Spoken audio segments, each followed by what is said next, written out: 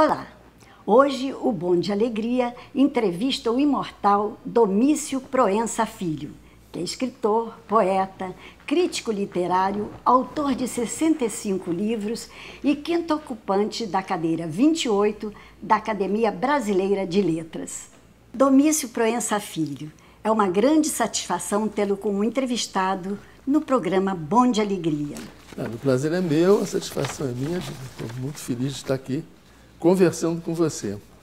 E gostaria que me dissesse como foi o seu ingresso na Academia Brasileira de Letras. O ingresso na Academia Brasileira de Letras vem de um percurso. Eu diria que eu me senti assim, o próprio Jacó do soneto do Camões. Foram 7 anos de namoro com esta casa e durante um longo tempo eu fui uma espécie de candidato permanente. Quer dizer, a cada ano, os meus companheiros da casa mesmo diziam, não, você já é um dos nossos.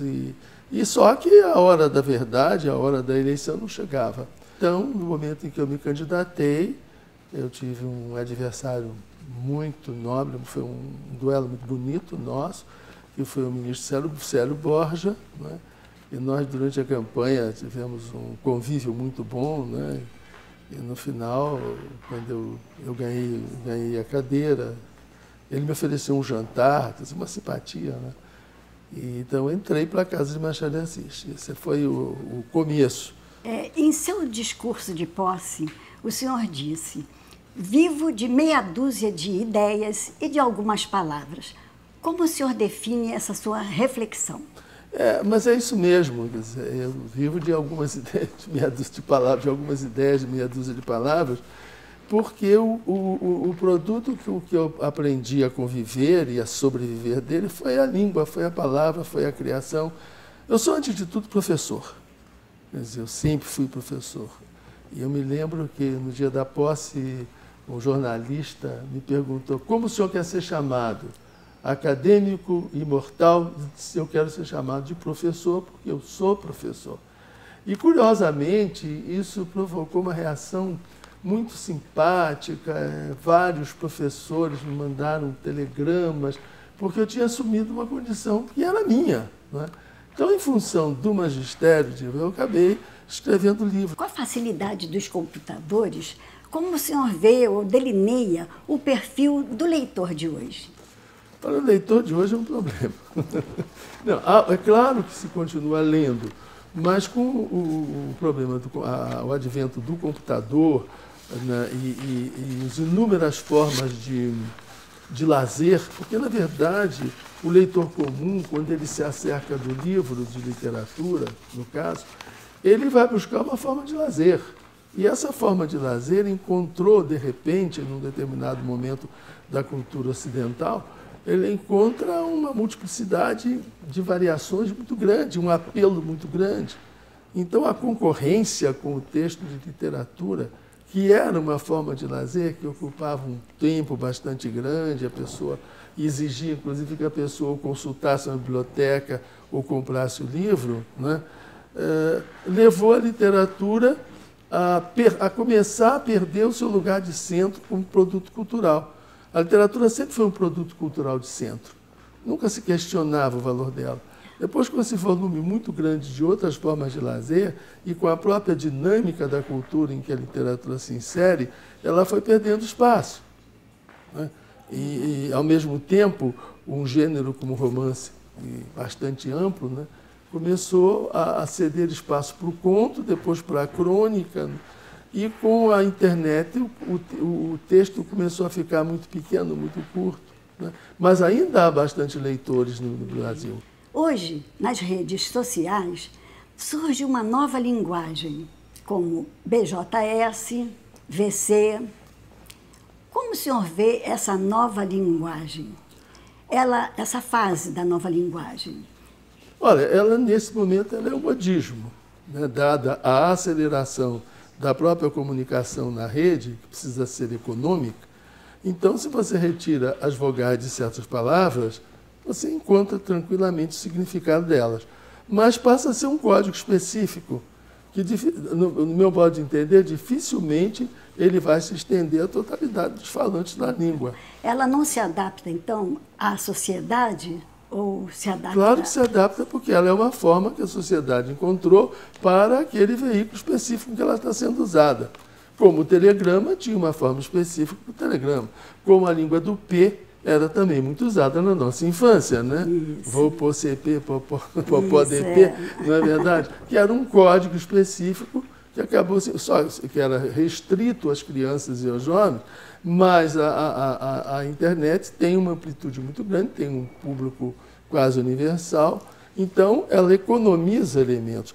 Muitas palavras passaram por reformas ortográficas. O senhor concorda com essa transformação nas palavras? Elas são produtivas realmente?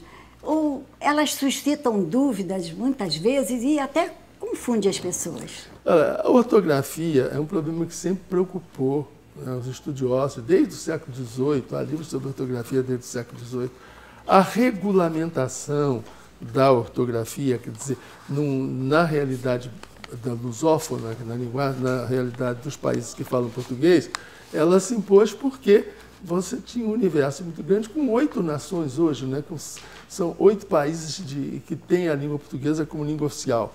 Não como língua dominante em algumas delas, mas um Brasil que tem mais de 200 milhões de falantes dessa língua, Portugal com 10 milhões, mas os países a Angola com 10 milhões, os países africanos com milhares de falantes dessa língua. Então, o acordo ortográfico se converte, sobretudo, num problema político.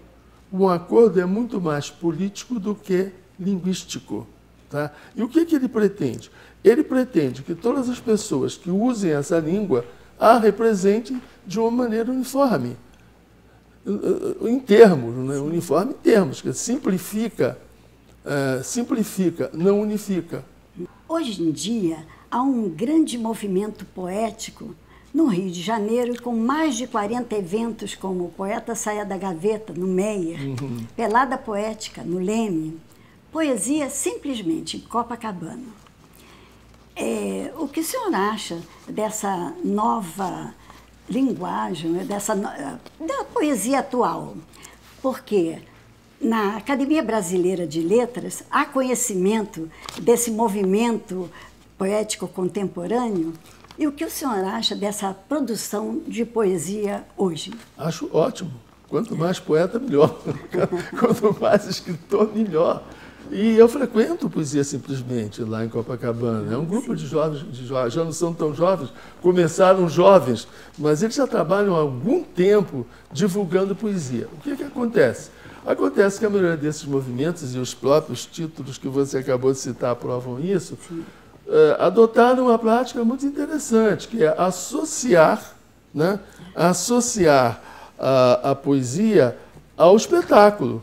Não apenas a poesia para ser lida, mas a poesia para ser dita, a poesia para ser interpretada, a poesia para ser vivida, né, associando poesia e música.